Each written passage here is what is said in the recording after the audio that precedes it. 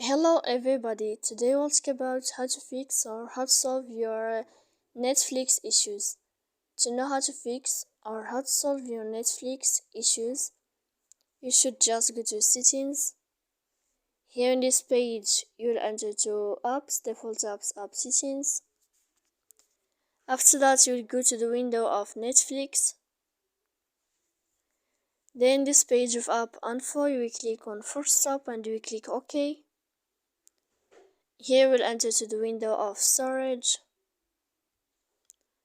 After that we click on clear cache, and in the end you can go to your airplane mode. You can turn on and you can turn off it again, and you can go to Play Store to update your app. So please don't forget to support us by like and subscribe. See you next time in another video, and thank you for watching.